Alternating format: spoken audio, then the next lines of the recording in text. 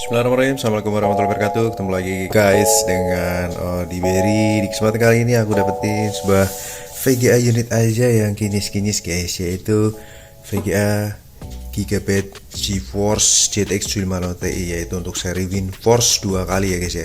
Jadi aku dapetin Lord Sesplang ini dari kolektor ya. Dia masih menyimpan VGA kinis-kinis ini, dan kebetulan berhasil aku dapetin kartu grafisnya karena kebetulan user tersebut sebenarnya nggak upgrade juga, tapi dia memang simpan kartu grafis ini dan kondisinya juga benar-benar masih kinis-kinis. Dual fan, kipasnya ini kalau menurut pengetahuan aku sih walaupun dia WindForce 2 kali tapi masih always on ya, jadi tentunya akan bisa menjaga case atau rig kalian untuk tetap dingin. Dual fan, kemudian heatsink berwarna chrome ya, kemudian bisa express 16 kali tentunya 3.0 ya. JVN75TOC2 2GI Ref 1.0, mantap ya. Oke, kita lihat di bagian atasnya. Ini ada logo WindForce di sini, emboss. Membutuhkan 6 pin power ya untuk kartu grafis ini. Walaupun 6 pin power, tapi TDP-nya sudah pasti sangat kecil guys. Under 37 watt full load ya guys ya untuk TDP-nya, dan rendahnya itu pun idenya hanya di 1,5 watt ya ke atas seperti itu. Ini di bagian high quality komponen, 6 pin power. Kemudian ini bagian e-house-nya ya, desainnya ciri khas dari Gigabyte. Kemudian ini di bagian port display-nya juga masih kinis-kinis guys. Untuk plat display-nya di sini dilengkapi dengan 2 buah HDMI dan 2 buah DVI ya. Untuk HDMI-nya ini sudah, kalau istilah dari Gigabyte itu gold plate ya, bukan berarti ini emas. Kemarin ada yang komen copper plate gitu ya, nggak apa-apa, boleh ya guys ya. Oke, ini di bagian display-nya mantap, bisa untuk dual monitor ya. Setahu aku dari brand Gigabyte ini yang bisa dual monitor ya guys ya. Ini untuk di bagian plat fibernya juga mulus ya, mulus bening, mantap jiwa. Ini untuk spesifikasinya sama dengan yang tertera di PCI nya tadi, GV N750TOC2 2GI Ref 1.0. Masih kinis-kinis guys, masih mulus bening ya guys ya. Oke, kita akan tes untuk kartu grafis ini, kita akan lihat bagaimana performanya. Kita akan langsung menuju ke PC guys. Let's go. Gigabyte GTX 250 Ti dual fan, 6 pin power ya. Kemudian unit di bagian backplate juga sangat kinis-kinis. Kemudian 231 volt. Di sini saya menggunakan dual HDMI ya. Saya colokan semua. Kita lihat di sini display tampil dengan mantap, baik. Kita cek di 165 Hz monitor, di sini berjalan di 120 Hz ya untuk 1080p, dan suhu rendah di 33 derajat Celcius. Oke, jadi di sini suhu terendah di 33 derajat Celcius ya. Saat ini posisi di 35 derajat Celcius ya. Untuk kita paskan dulu khusus di bagian kartu grafis aja ya, sensornya. Kemudian kita buka GPU-Z, MSI Afterburner, dan tentunya software yang akan kita pakai untuk benchmark yaitu 3D Mark ya. Kita buka terlebih dahulu. Kita look up ya di website.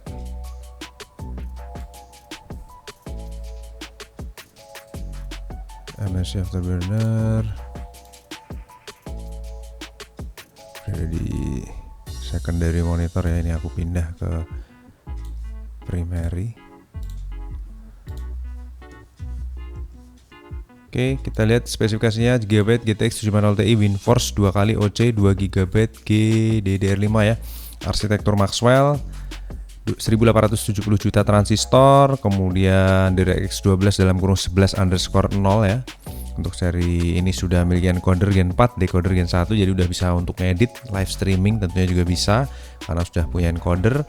Kemudian desainnya dual slot, panjang 18,4 cm, TDP 60 watt, tapi sebenarnya di sini hanya 35 watt mungkin ya guys ya.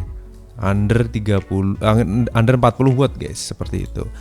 Kemudian Suggested Power Supply 250 watt, dan di sini memerlukan 6 pin power ya.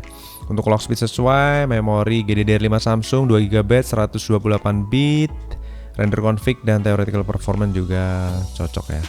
Oke, kita jalanin benchmark ya. Di sini kita bakal benchmark menggunakan Night Raid. Kita sesuaikan dengan spesifikasi dari kartu grafisnya. Saat ini suhu di 38 derajat Celcius dengan kipas motor di 39% RPM. Kita jalanin 3D Mark Night Ride ya. Ini kita sambil recording ya guys ya. Kita sambil record, kita akan sajikan untuk benchmark testnya. Untuk GPU powernya rendah guys, di 1,2 watt sampai 3,5 watt ya untuk idle-nya. Range gitu.